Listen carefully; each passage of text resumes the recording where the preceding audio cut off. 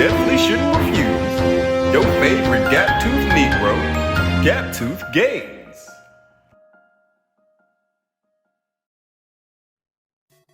Yo, yo, yo. What's good, gang? You know the name. It's Transition representing Gap-Tooth Games, and I'm back at y'all with another video. Go ahead and hit that like button for me as you come on in. Drop a comment down in the comment section and let me know how you feel about this video. And subscribe to the channel if you haven't already subscribed, because we're going up. We're on our way to 5,000, so if you want to help us get there, just tap that subscribe button and don't forget to hit that notification bell. But in today's video, we're going to be discussing all the recent controversy going around the whole bodies that's been coming up in Houston's bayous. And we're going to be talking about if we really got a serial killer on our hands. Is there a serial killer in Houston? A great number of locals think so. Since 2024, over 10 bodies have been pulled from Houston bayous. In the case, they keep piling up. In November 2024, Fox 26 reported that 10 bodies had been discovered since June. Some linked to unexplained deaths, others to suspected homicides. All are still under investigation. Investigators are looking into the death of a person whose body was found in Buffalo Bayou. It is the 10th incident involving a body discovered at or near a bayou. And as you can see from this map, nearly a dozen bodies discovered in Houston bayous since this. On June 29th, a body was recovered off Highway 6 near Barker Oates Drive after reports of a possible drowning. But the identity of the victim hasn't been confirmed, and neither has the cause of death. Then on July 1st, Kenneth Cutting was found dead in Buffalo Bayou. He had gone out that night to Pete's Dueling Piano Bar. Allegedly, two of his roommates dropped him off near Waco Street after an argument, without his phone or wallet. Since we found out, we haven't stopped. At sun up to sundown, we've been putting out flyers. We've been making phone calls. We've tried to do everything we can on social media to get it out there. His family later received a vague text from the roommates. Kenneth's body was recovered with no visible signs of trauma. His death remains unexplained.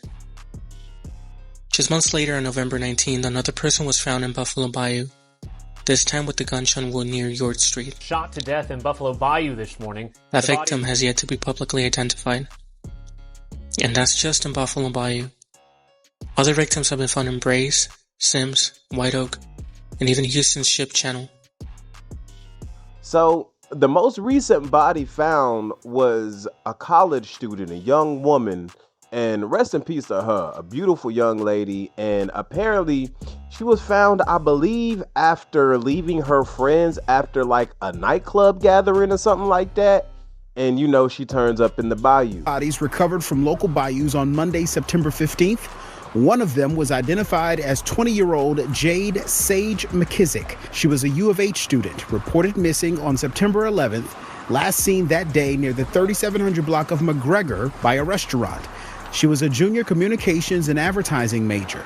In a letter sent to students, U of H describes her as a campus resident and a student employee and a friend to many in their community. We're talking about a lot of bodies in a city where many people walk, run, and bike the bayou areas every day. So we visited an area near the White Oak Bayou to see how people have been reacting to the discoveries. A lot of people are just wondering, what's the deal?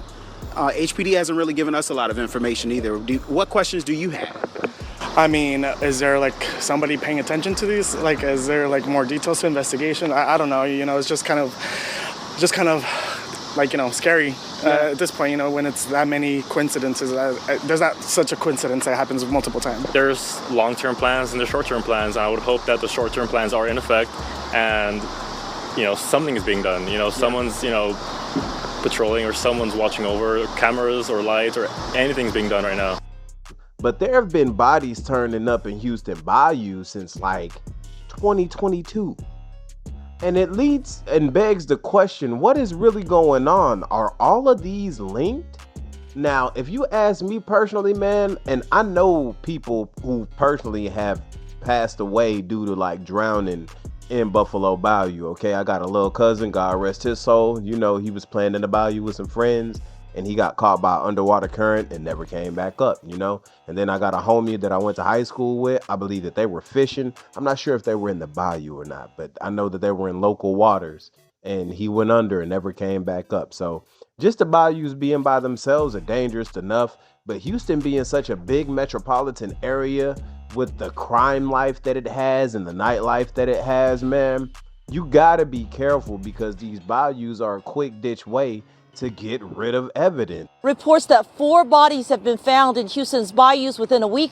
It could be very, very scary. The first body found in a Houston area bayou this week was Monday morning when a man's body was recovered from Greens Bayou. Hours later, a woman's body was found in Brays Bayou. On Tuesday, a third body was recovered from White Oak Bayou, and 24 hours ago, a fourth body was found in Buffalo Bayou near downtown. UHD criminal justice professor Dr. Krista Gearing is urging people not to jump to conclusions. I don't think it's a serial killer because a lot of times you have accidental deaths that end up in waterways. Dr. Gearing points to several factors: that the bodies were found at 4 different bayous, that there are men and women as basic indicators that they are likely not related. Because a lot of times you think, oh, they're in the bayou, they're dumping the body to get rid of evidence, right? Because that's what we see on those shows, that the water will wash away the evidence, and that's what happens. People could have just had an accident. People could have done this to themselves. People could have been intoxicated. Retired Houston Police Captain Greg Freeman agrees. He understands that people are anxious, but says if there is really something to worry about, the Houston Police Department will make residents aware. I tell the citizens of Houston, we have a relatively very safe city for the most part, but it's just like any other big city. There is crime.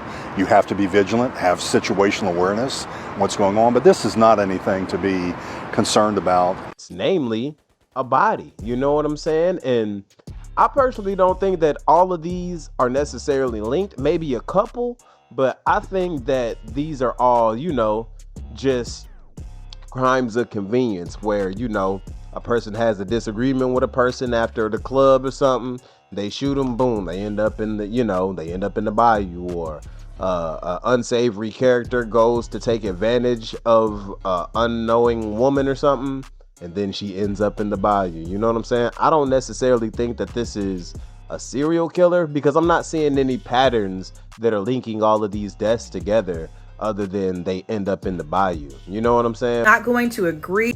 All right. Everyone is not going to agree on this, which is totally fine. Feel free to discuss, debate in the comments. This is just my opinion. So I am from Houston. I grew up here, and I started seeing the stories about a serial killer on the loose. After doing a bit of reading, I don't agree, y'all. I do not think there's a serial killer on the loose in Houston dumping bodies in the bayou.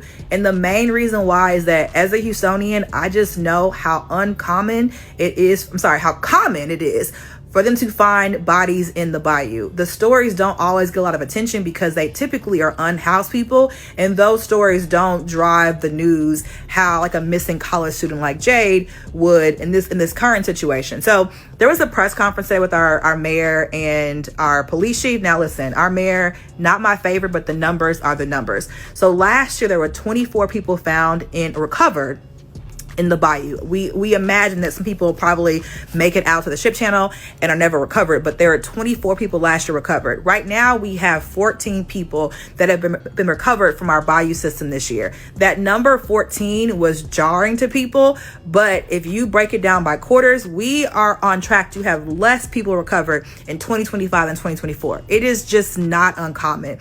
People will walk down there. The unhoused live down there.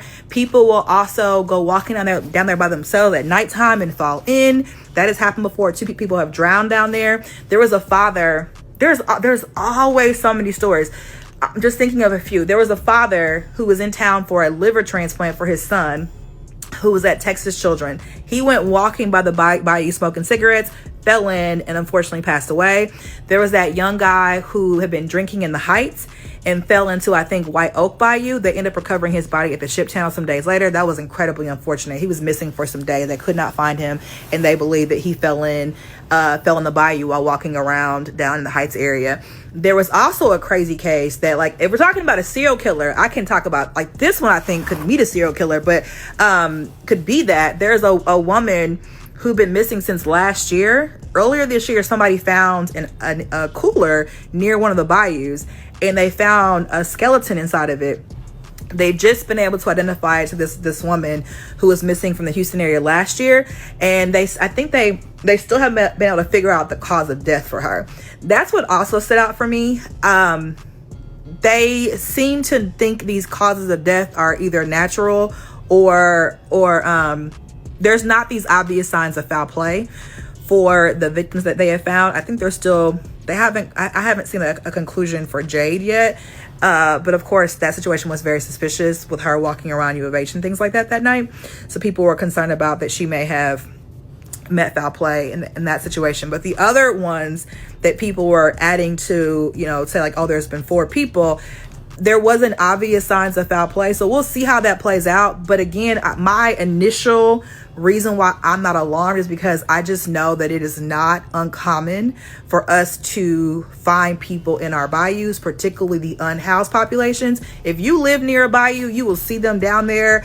You'll see their encampments and all that. And so if you're down there hanging out, it is not that hard to slip in. Think about how steep our bayous are at the concrete sides.